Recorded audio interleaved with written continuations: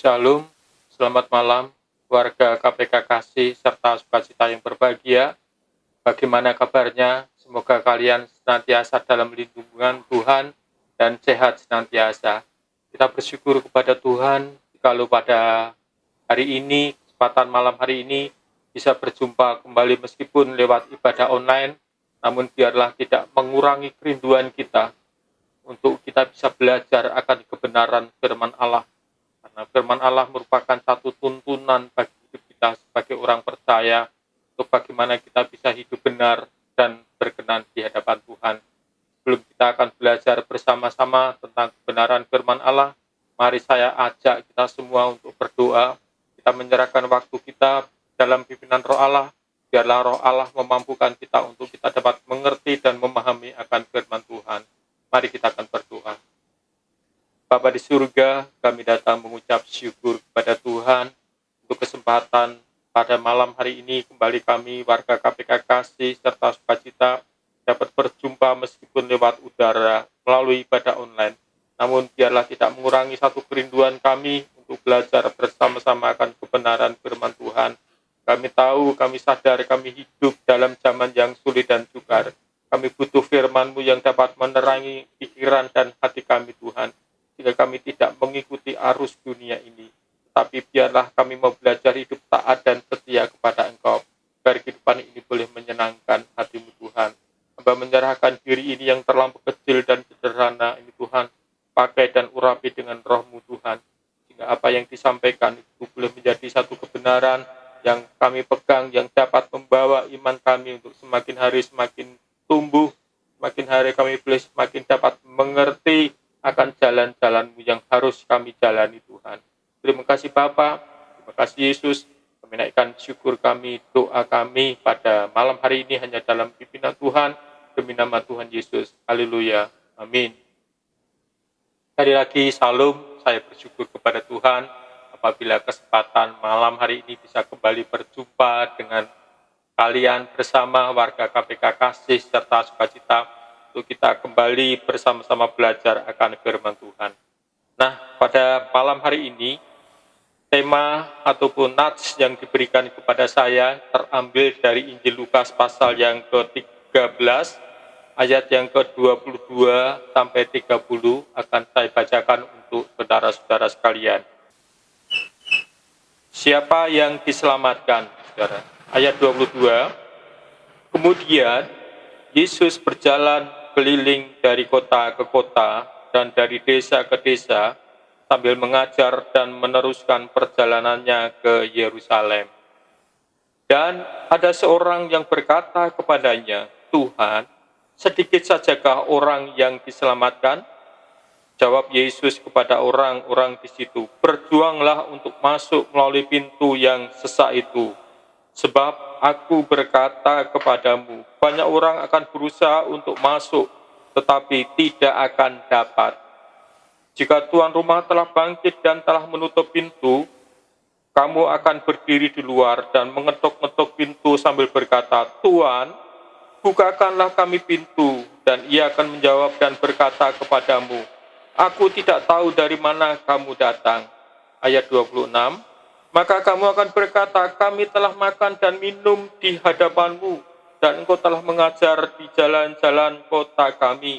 Tetapi ia akan berkata kepadamu, aku tidak tahu dari mana kamu datang, enyahlah dari hadapanku, hai kamu sekalian yang melakukan kejahatan.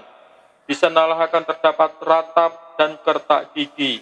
Apabila kamu melihat Abraham dan Ishak dan Yakub dan semua nabi di dalam kerajaan Allah, tetapi kamu sendiri dicampakkan keluar.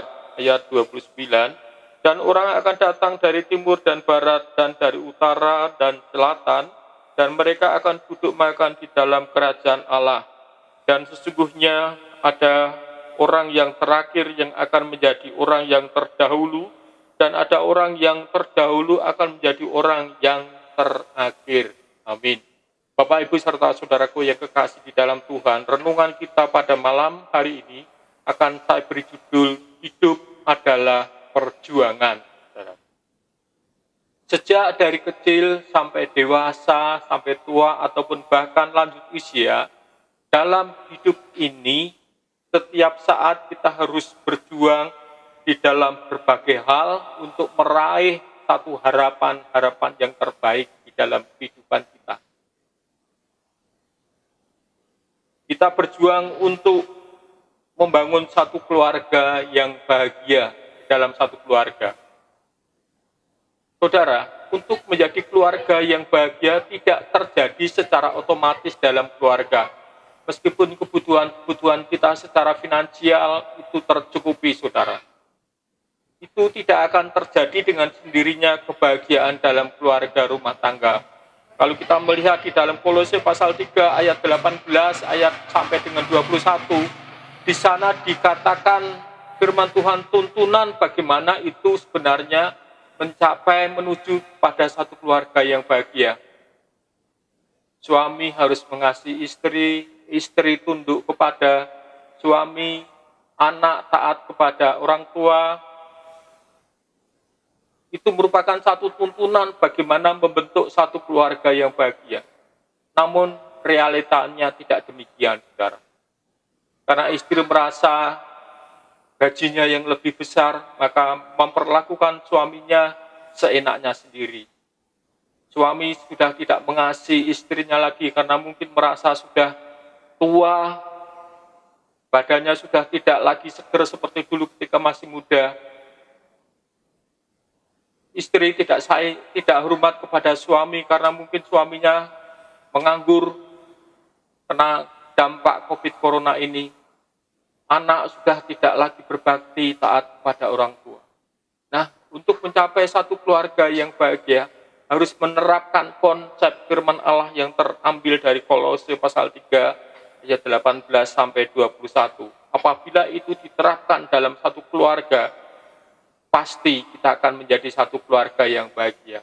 Meskipun secara finansial kita pas-pasan saja, cukup-cukup saja, tetapi keluarga yang bahagia akan menjadi kenyataan dalam sebuah keluarga, saudara. Kemudian di dalam hal pendidikan, saudara. Di dalam hal pendidikan kita pun juga harus berjuang bagaimana mengupayakan pendidikan yang terbaik buat diri kita secara pribadi yang masih sekolah ataupun buat anak-anak kita, saudara. Sekarang orang tua juga harus berkiprah untuk mengusahakan pendidikan yang terbaik untuk anak-anaknya. Tujuannya apa? Supaya anak-anaknya tidak ketinggalan dalam pelajaran, dapat mengikuti setiap pelajaran demi pelajaran dan dapat naik kelas, bahkan dapat lulus, saudara. Kemudian yang selanjutnya adalah berjuang di dalam melawan sakit penyakit, saudara. Sakit penyakit harus tetap kita berjuang. Meskipun kita sudah berdoa siang malam ataupun dengan cucuran air mata supaya sakitnya bisa disembuhkan. Kalau memang itu jalan Tuhan yang terbaik, kita bisa sembuh, puji Tuhan. Namun ada kalanya kita sudah berdoa setiap waktu, setiap saat, minta kesembuhan, pertolongan daripada Allah, namun penyakitnya tetap masih ada dalam diri kita. Kita perlu berusaha, kita perlu berjuang supaya penyakit yang ada dalam diri kita bisa sembuh. Dengan berobat, dengan minum obat, dengan olahraga, dengan makan yang bergizi sehat, itu juga bisa merupakan satu perjuangan kita agar kita sembuh dari segala penyakit yang kita miliki. Kemudian berjuang melawan godaan dan cobaan hidup, itu juga merupakan satu perjuangan setiap orang, saudara. Supaya kita memperoleh satu kebahagiaan dalam hidup ini. Saudara, singkat kata, tiada hari tanpa perjuangan. Kalau mau hidup bahagia dan sejahtera, sehat jasmani dan rohani, jangan pernah berhenti yang namanya berjuang. Kita harus tetap berjuang. Sejak kapan? Sejak kecil sampai dewasa, bahkan sampai lanjut usia, bahkan sampai maut menjemput kita. Kita tetap terus berusaha. Kita tetap terus berjuang, saudara. Dalam nats kita pada malam hari ini yang kita baca adalah kita sekali lagi akan membaca pada ayat yang ke-22. Kemudian Yesus berjalan keliling kota, dari kota ke kota dan dari desa ke desa sambil mengajar dan meneruskan perjalanannya ke Yerusalem. Saudara, kisah ini diceritakan bahwa Yesus berjalan dari kota ke kota, dari desa ke desa. Untuk apa, saudara? Untuk mengajar orang-orang yang belum percaya kepada Tuhan Yesus, saudara. Dan ada seorang yang berkata kepadanya, Tuhan, sedikit sajakah orang yang diselamatkan? Ayat 24, jawab Yesus kepada orang-orang di situ, berjuanglah untuk masuk melalui pintu yang sesak itu, saudara. Saudara, Yesus mengingatkan kita untuk terus berjuang, bukan hanya untuk sesuatu yang bersifat sementara. Bukan untuk segala sesuatu yang bersifat duniawi, makan, minum, masa depan, cita-cita. Ya itu memang penting selama kita masih hidup di muka bumi ini. Saudara. Tetapi yang terlebih penting daripada itu adalah untuk perkara-perkara yang menuju kepada hidup kekal, yaitu keselamatan, saudara. Karena keselamatan ataupun hidup kekal itu tidak terjadi secara otomatis dan diperoleh tanpa usaha, tapi tetap harus melalui perjuangan juga. Saudara. Yesus ingin menyampaikan bahwa dirinya adalah pintu, saudara. Artinya adalah bahwa orang yang menerima keselamatan, jalannya tidak mudah, alias diperlukan kesungguhan hati di dalam mengiring Tuhan Yesus. Dia sudah memberikan satu keselamatan kepada setiap orang yang percaya. Namun keselamatan itu harus dijaga, harus tetap terus diperjuangkan, dipelihara dalam hidup kita, agar keselamatan itu tidak hilang dalam kehidupan kita. Sebagai orang yang percaya, yang mengiring Yesus, yang mengikut Yesus sampai dengan saat detik ini, saudara. Saudara, kata berjuang secara implisit mengandung arti bahwa dalam perjuangan itu kita akan menghadapi penderitaan yang hebat dan dibutuhkan suatu pengorbanan. Jadi namanya orang yang berjuang itu orang aktif, saudara. Tidak hanya ongkang-ongkang di tempat tidur ataupun di kursi yang empuk, saudara. Tetapi harus berjuang dengan sekuat tenaga. Kita melihat contoh bagaimana Rasul Paulus. Dia adalah sosok seorang murid Kristus, hamba Tuhan yang berjuang dengan sepenuh hati, saudara. Kalau kita melihat di dalam 2 Timotius pasal yang keempat, ayat yang ke-6, di sana dikatakan bahwa mengenai diriku, darahku sudah dicurahkan sebagai persembahan dan saat kematianku sudah dekat, saudara. Ayat yang ke-7, aku telah mengakhiri pertandingan dengan baik dan aku telah mencapai garis akhir dan aku memelihara iman. Paulus mengatakan dia berjuang sampai titik darah penghabisan. Nyawanya tidak dia perhitungkan untuk dia tetap percaya kepada Yesus. Kalau kita melihat bagaimana kisah sepak terjang pelayanan Rasul Paulus di dalam kisah para rasul di sana, ditulis secara rinci bagaimana Rasul Paulus harus keluar masuk penjara karena apa, saudara? Bukan karena kejahatan, tetapi karena memberitakan firman Allah, mempertahankan imannya tetap terus pada Yesus. Maka Rasul Paulus dipenjara, disiksa, dianiaya, saudara.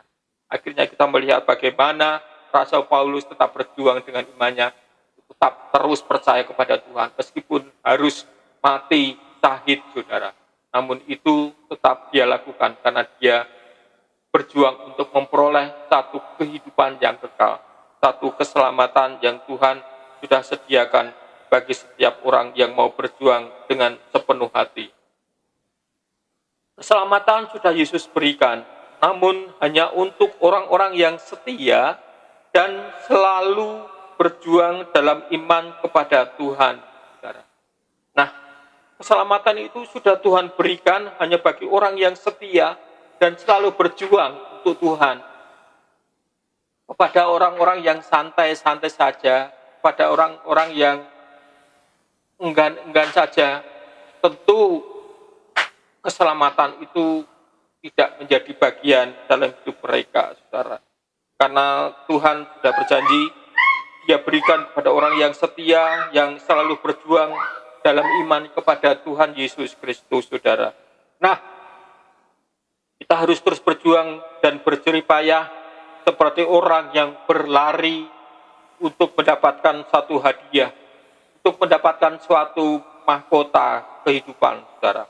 Banyak orang bangga sebagai orang Kristen dan mengaku Yesus sebagai Tuhan, tetapi hidupnya tidak mencerminkan Kristus di dalam dirinya, saudara. Orang hanya bangga dengan Tuhan Yesus, Dia pribadi yang datang ke dalam dunia, yang menyelamatkan manusia berdosa. Dia percaya itu, namun imannya, hidupnya tidak mencerminkan kehidupannya sebagai orang yang percaya, sebagai orang yang taat, sebagai orang yang mengasihi Kristus. Hari-hari, jam-jam ibadah yang mestinya dipergunakan untuk ibadah, namun mereka hanyalah memikirkan keinginannya sendiri, menjadi orang-orang yang egois, saudara. Kalau ditanya kenapa enggak beribadah, ini kan hari Minggu, kan corona, nanti saya takut kalau corona. Katanya menjaga protokol kesehatan, saudara. Tetapi di luar sana, mereka rekreasi. Mereka pergi ke restoran makan yang enak, saudara. Saudara, apakah ini pantas disebut sebagai orang yang percaya kepada Tuhan dengan sungguh-sungguh, dengan sepenuh hati sebagai orang yang berjuang? Enggak, saudara. Saudara, ada banyak orang-orang Kristen sekarang ini yang memakai satu alasan corona untuk tidak beribadah kepada Tuhan. Justru sebenarnya mereka adalah orang-orang yang egois. Orang-orang yang hanya mementingkan, memikirkan kesenangan dirinya sendiri, saudara-saudara. Saudara, orang-orang yang seperti ini ketika mengetuk pintu surga, maka mereka akan menerima jawaban, "Aku tidak tahu dari mana kamu datang. Nyala daripadaku kamu sekalian yang melakukan kejahatan." Ayat yang ke-27 ke 28, saudara, akan kita baca. Tetapi ia akan berkata kepadamu, "Aku tidak tahu dari mana kamu datang.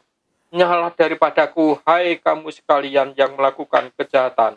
Di sanalah akan terdapat ratap dan kertak gigi, saudara.